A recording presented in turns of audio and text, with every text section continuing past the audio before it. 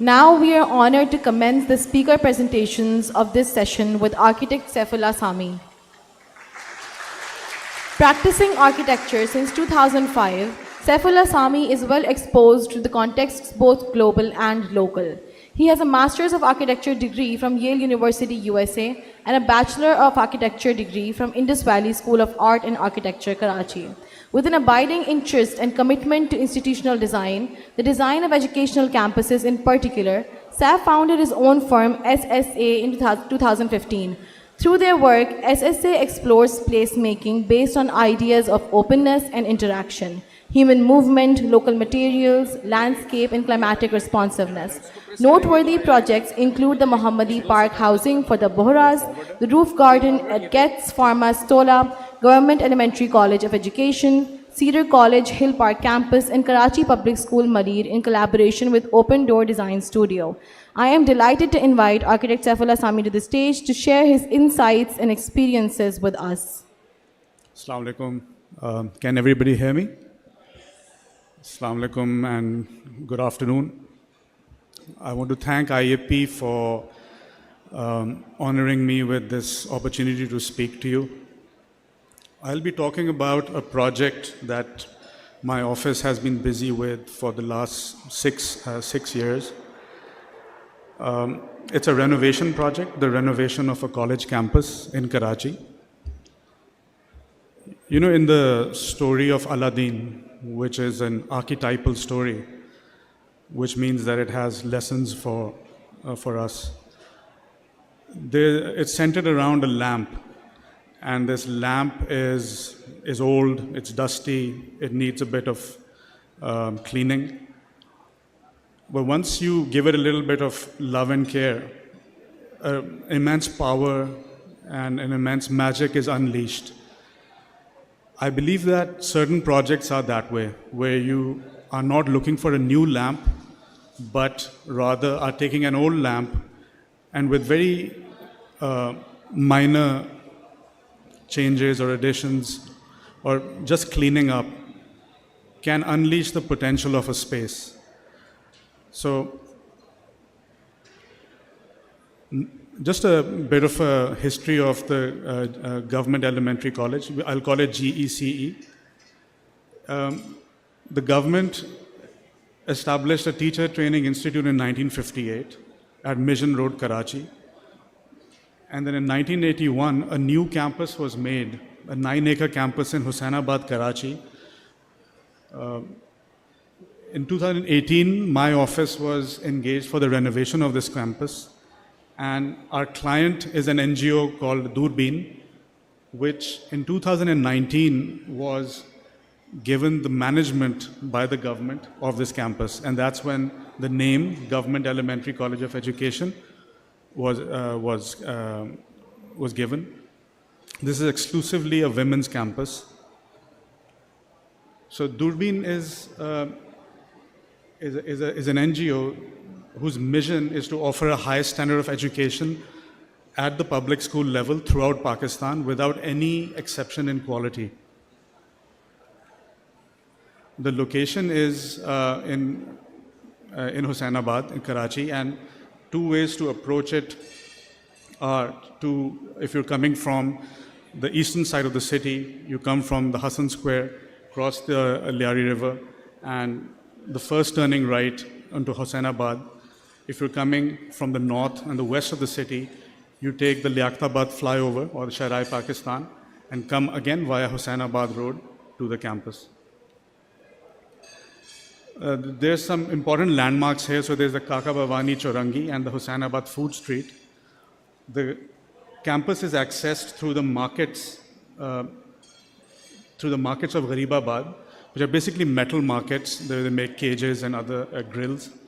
So this is where it's accessed from, and it's a 9-acre campus. So that's a photograph of the context where we're going towards Kaka Bhavani Chaurangi. So you have Ahmed Bhavani Academy right next to it. And you'll see that there is an institutional setup around this site where you've got the World Maiman Foundation, you've got the Government Daily College, you've got the Usman Memorial Hospital and the Government Girls' School. Now, this institutional setup means that a significant amount of traffic is generated in this area, both of students and of teachers. The campus itself is actually a 9-acre campus, and the core group of buildings that you see in the center are about 400 feet set in from the main road, which means that by the time you get to the center of the campus, the noise level goes down significantly, so you feel like you're in this oasis. The core group is accessed via two roads. So you have the main Hossainabad entrance, and then you have a side road which gives on to a much smaller entrance, which is on the south side. Now, the available facilities and conversions that were made at the campus, so there's an academic block, which remained the academic block in our renovation. There's a multi-purpose hall, which we made into the Commons building. There's a secondary school building, which we converted into the library. There's a primary school building, which was abandoned, which we converted into the Durbin offices. There's a teacher training program building, which we converted into the administration building. And then there are hostels and staff residences, which are for later phases. So if you look at the plan, there's a core group of buildings that is organized around what we call the neem court, because there's a big neem tree in it. So you have the main, number 2 is the academic building, number 5 is the admin building, number 4 becomes the library, and number 3 is the cafeteria or the commons building. So the pathway marked 10 is the vehicular approach within into the campus, and the pathway marked 9 becomes the pedestrian access. So we made a separation between the car and the pedestrian. So when we came on site in 2018, these were the conditions that we found. So that was the main gate, main entrance gate right off of Hossainabad Road. This is the entrance driveway that's 400 feet odd to the core group of buildings. And this is the entrance walk. So now the academic building to the right is the main centerpiece of the entire arrangement. And as we went into the project, we discovered that there were some things that were very right with that building. So the architect at that time had certain ideas, especially related to climate and ventilation. That was it was like the hidden genie within the lamp that had to be brought out. So rather than expressing ourselves as architects here, it was more of a process of discovery from the outset.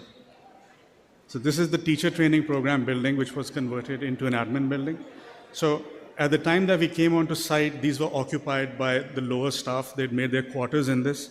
So those had to be vacated, which was undertaken by the government. So the academic building is fronted by the neem tree court. So the front facade was barricaded with concrete parapets and steel grills. And these steps that you see the girls sitting on, these were all encased in porcelain tile. So that's the centerpiece tree of the neem court. And then the academic court within the academic building was the main central space of the entire campus.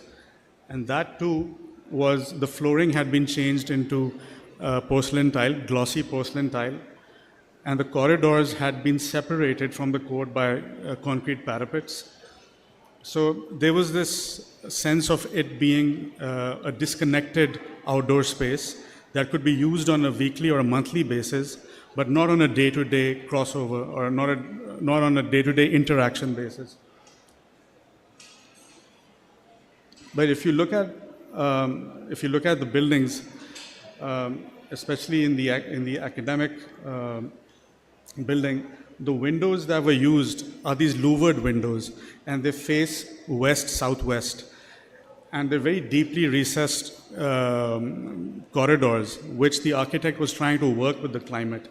So this is something that we were very aware of from the beginning.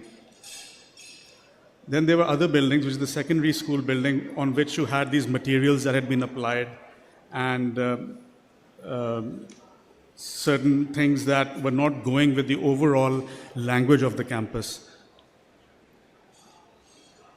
This is the multipurpose building, and again over here the architect created this beautiful staircase which gives a sense of promenade.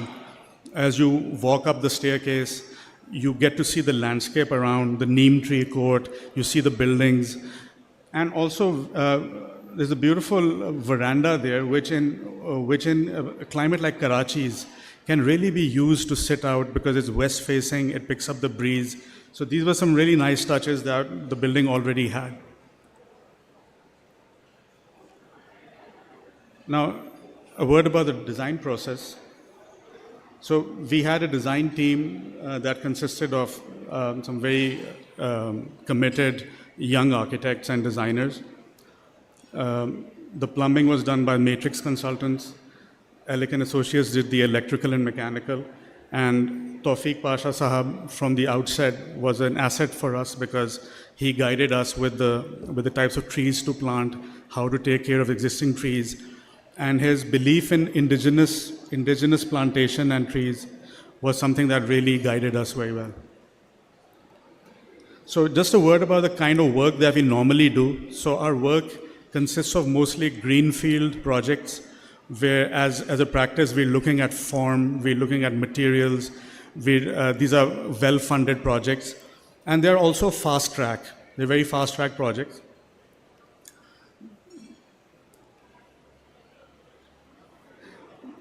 For instance, this is an A-levels college that required us to put this, to sort of create this campus in 8 months. And it's a very sort of famous college with thousands and thousands of students. So this is the kind of work that we would normally be doing. So there's KPS Malir, which we did with Open Door Design Studio. Again, a vast network of schools and branches with thousands of students. Habib University is something that we've been involved in for some years now. But the design approach at GEC needed to be a bit different. So rather than thinking of forms, we had to think in terms of a habitat. In the words of Balkrishna Doshi, the idea of a habitat being something that protects and shelters everything that's within it, whether it's human beings or it's animals. So that was what we had to do from the outset. The second very important thing was that we had to read the existing order of this place in the sense of both built and natural.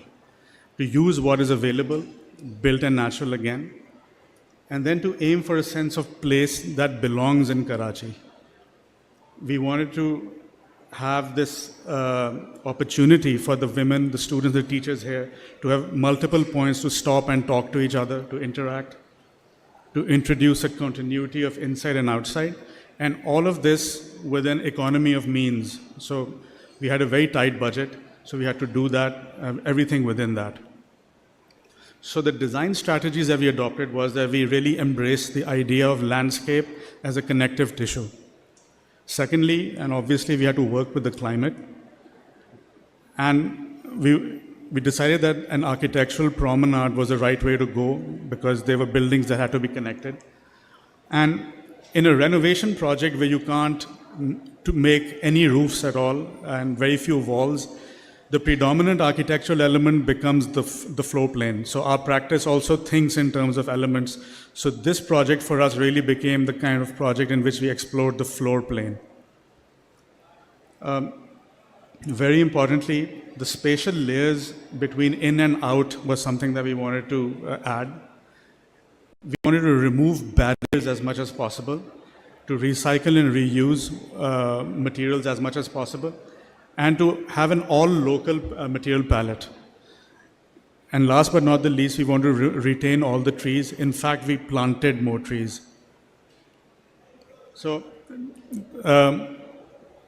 this sketch shows the formal development of the design. So the centerpiece is the academic building, that's marked number 1, and then around it the other buildings are arrayed. So this is the way the buildings are laid out. So we read in this that there was this rotational circulation that was being created. a sort of a circumambulating, a circling motion with paths radiating outwards. And then we picked on the fact that the girls would enter this college at the beginning of their 4 years of B.Ed education, and then they would pass through this campus or this building, and everything that they would experience would be like a promenade. And then they would emerge on the other side of the building having graduated. So the architecture was a reflection of the educational journey for us. So what we did was that we introduced a stage and an amphitheater at this end, which becomes that stage upon which they graduate. So they enter the Neem Court, pass through the academic court, and then graduate in the amphitheater area. In addition, we did some climatic, we had to do some climatic interventions. So to the south of the site is a landfill area where there's garbage that's accumulated. So there's these odors that come, and they happen to be on the west-southwest side. So the wind really picks those odors up. So in that zone, we decided to create a fruit orchard, which is marked number 12, with trees that would mitigate that smell. In addition, all the pathways, we decided that we would line them with trees. So number 13 becomes the trees that we planted. Some really beautiful lignum trees were already there, but we added some badam, some more rain trees, and some more neems. So when we look at that group of buildings, the question arises as to how to connect them through a language. So we look towards the monuments of Makli, where what you see is different monuments spread out over the hilltop, but all of them seem to come together as one graveyard, as one complex. And what we figured was that the base of the podium, the floor of these, really acts as that binding element to make a common datum or a base. So over here you see that a certain nobility has also been given to this tomb by raising it up on a podium. And these podia also become places where you can sit and view the landscape. So in our design, we gave each building a base of stone which would act as that podium. So for instance, in the amphitheater area, we gave, there were trees there. There's a jamun tree, there's a lasura tree, there are 2 neem trees. So we gave a bench underneath the jamun tree because it would become a very popular spot, and we know from talking to the girls today that are studying there that they all assemble there in jamun season. In the same way, at the cafeteria, which is marked 18 and 17, we created a sunken zone which would become like a fire pit, and then the cafeteria would become like a cave. So that idea of sitting in a cave with a prospect out, the idea of prospect and refuge, and with a fire pit outside would be something that the girls could really enjoy. So all of this was made possible by these stone podiums. So we used local Lasbela stone. And also if you look at Karachi's early modern architecture by Mehdi Ali Mirza, by Abdullah Had Sahab, you look at the work of Minu Mistri, you see this stone, this early sandstone being used. So that this building that we inherited from the early 1980s, we wanted to give back some of that character to the early Karachi modern architecture. So we used terracotta tiles where we could, because the budget was tight, but more fundamentally, we wanted that the floor be reflective of the earth, of local materials. We used a lot of gravel where where there was no opportunity to grow grass under the trees. We used a lot of gravel, which also in a sense acts as mulch to keep the moisture of the soil within it. And then we use wash terrazzo as parapet walls for the amphitheater.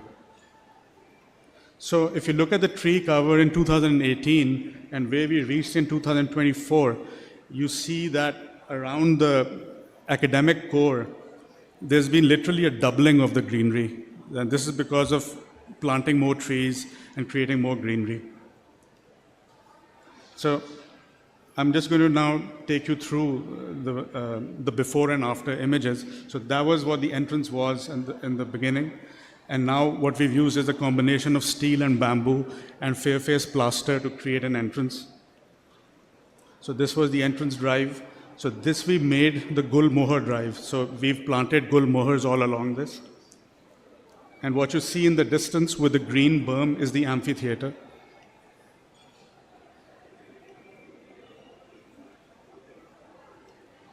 So, sorry.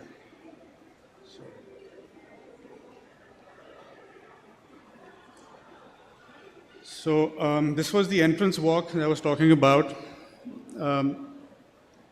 This is what we did to it after. Now, what we're doing here is that we're just using simple terracotta tiles and gravel wherever possible and planting more trees. So like the champa that you see in the foreground is something that we added. And then the admin building on the right, on the left, which is what this used to be, we felt that you were in the original buildings, you were either inside them or outside them. So can we create a layer of space which mediates in between? And because we were not allowed to use any RCC, it was like a blessing for us, because then we had to go very light. So even in the restrictions, we felt that they were working for us. So this becomes the admin building, and again we use the stone and the terracotta. This is a view from within the building towards the academic building. This is a numerical sculpture that's for children who come on school visits. We teach them tens, hundreds, thousands, millions through this numerical sculpture, which has these wash terrazzo bases.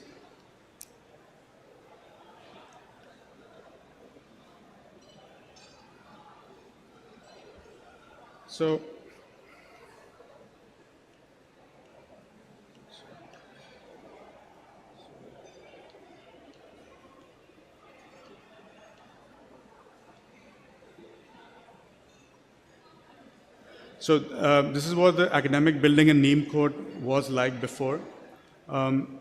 Here's just a plan to show that access through the academic court to the amphitheater. Yeah. So this is what we did with the neem tree court, is that we made it completely pedestrian. We removed the cars from there. And the stone plinth of the academic building, we gave a corner seat so that that could be inhabited by the students and the teachers. So this becomes that spot looking out towards the cafeteria, the commons building. So this is quite a popular spot for the students. And then we removed all the grills and the parapet walls from the academic building so that you would have views going right through to the amphitheater. This is the tree-lined walks. These trees has grown about 3 times their height in 2018. And this is the academic court. So we removed all the concrete parapets and we created this center garden. And what we did in it was that we created a straight path to the amphitheater, but the girls can always meander and go into the green area, into the gravel. And this for us is also a reflection of the educational journey, where it's not a straight path. You sort of go through contours, twists and turns, and you're invited to sort of stop and enjoy and be present in the moment. So there are shaded spaces like these behind the bamboo trees. So we selected bamboo because of the fact that it grows vertically, so it belongs very well in the courtyard. So these were the conditions the classrooms were in. There were CC floors and waffle slabs, which we then converted into terrazzo floors, and we painted the waffle slabs different colors for each classroom. And the furniture that you see is, apart from the tabletops, these are all recycled from what the campus used to have. So this is just reused, furniture reused. The beautiful terrazzo counters in the labs that were already there, which we polished and we cleaned up. And these are the sort of faculty areas where we created these partitions out of jali blocks, simple CC jalis from thallas. And this is the rear of the academic building. So here there is 3 types of trees. You've got a neem tree, 2 neem trees, a lasura tree in the middle, and then a jamun tree at the back. So for this, we wanted to give these trees some kind of a presence.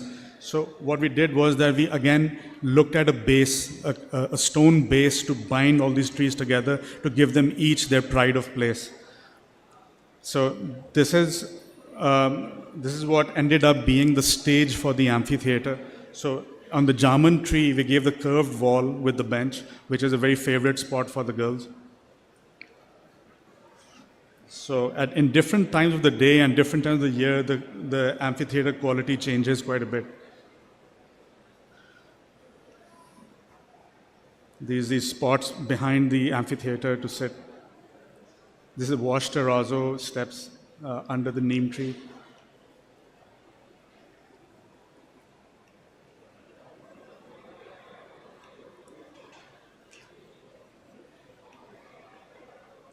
That's the jamun tree. Next, we come to the library. So the library obviously needed a lot of intervention. So again, we went with the stone and white look, which again starts to give a language to the campus of this white building on a stone base. So without the buildings actually touching each other through material consistency, you can create a sort of material datum. So in the library, there were some really nice old blackboards, which we kept. We didn't change them into whiteboards. So there are no whiteboards at GEC. They're either these old blackboards or green boards with chalk. So this was the condition before, and then this was what we've done to it after. And behind these windows, you know, you have the ladies doing their work, like the genie in the lamp. So that's the genie in the lamp. We made a sports court again with steel and bamboo on a very tight budget.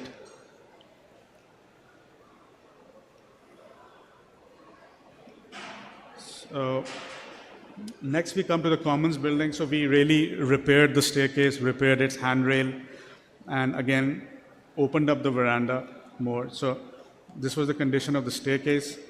So we introduced another stone base, and what you can see in the distance is that we removed the wall of the cafeteria. We removed the front wall because that's where the beautiful breezes are coming from. So it made sense to just open it up. So this becomes that space. Indus Valley students on the 4th year fine arts that just graduated did that mural at the back. And we wanted to, as a water feature, we gave something like a sabil being like a central fountain where the girls can drink from. So that's the sabil.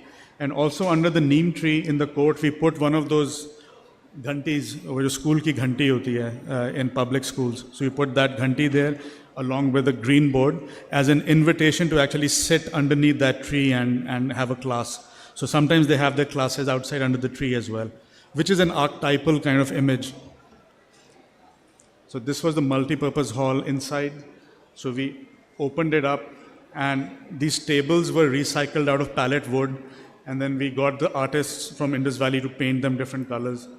But this is a really nice, well-ventilated space.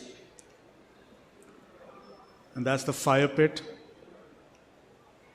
So I'm just going to show you a video, and it's called "This Is My Spot," because we spoke to this girl, a student here, and she said that this is my spot.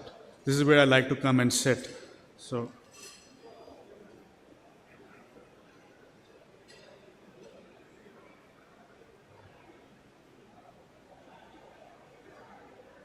Okay. I'm sorry, I think there's no sound.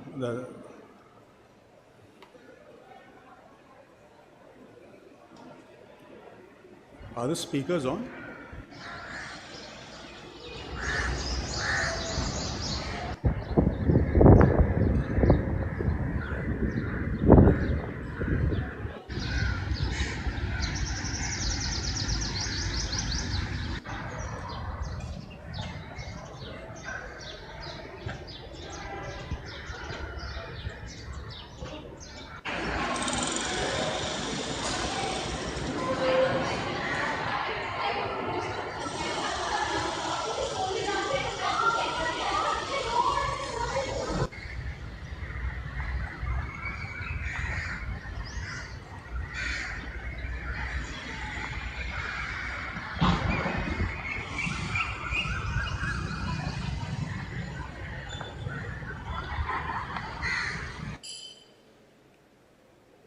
So coming to an end, I'd just like to share some personal learnings and reflections from this project. Is that we're very used to doing fast-track projects, things that happen in months and a year or so. But this has been a slow architectural journey. And the realization has come that most things that are worthwhile take time. They sort of develop over time, and that you have to be patient and you have to really wait it out.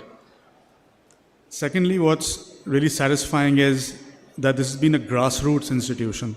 So we have obviously well-funded higher education institutions in Karachi and Pakistan.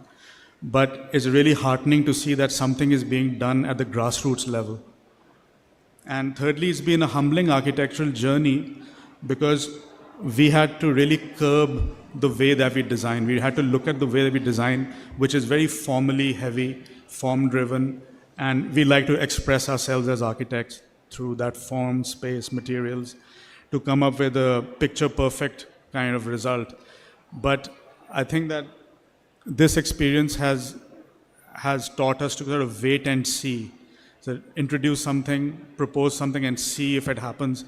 And I think it assumes a very different kind of charm and quality when you let things happen rather than dictating or making your own presence felt as an architect. So thank you.